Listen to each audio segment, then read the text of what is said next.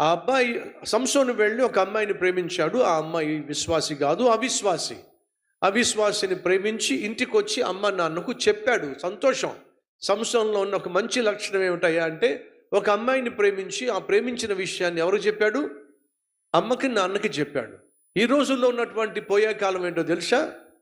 అమ్మాయిని ప్రేమిస్తున్నారు, అమ్మాయిలను కూడా ప్రేమిస్తున్నారు. మార్నింగ్ ఒకదాన్ని ప్రేమిస్తున్నారు, మధ్యాహ్నం ఇంకో దాన్ని ప్రేమిస్తున్నారు, సాయంత్రం ఇంకొక దాన్ని. ఇలా ఇద్దరు ముగ్గురు మెయింటైన్ చేస్తున్నారు. అలాగే మా అమ్మాయిలు కూడా అలాగే తయారయ్యారు. షిఫ్ట్కి ఒకరిని మెయింటైన్ చేస్తున్నారు. ఇలా ఇద్దరి ముగ్గురిని కూడా లైన్లో పెట్టేస్తున్నారు. షిఫ్ట్ ప్రకారం ప్రేమ. మార్నింగ్ షిఫ్ట్ ఒకడు, ఈవినింగ్ షిఫ్ట్ ఒకడు, నైట్ షిఫ్ట్ మరొకడు. ఏంటిది? ఇది ప్రేమలు కాదండి, ఇది పైత్యం. ఏ పైత్యం చెప్పండి? కామముతో కూడిన పైత్యం, పాపిష్టి పైత్యం.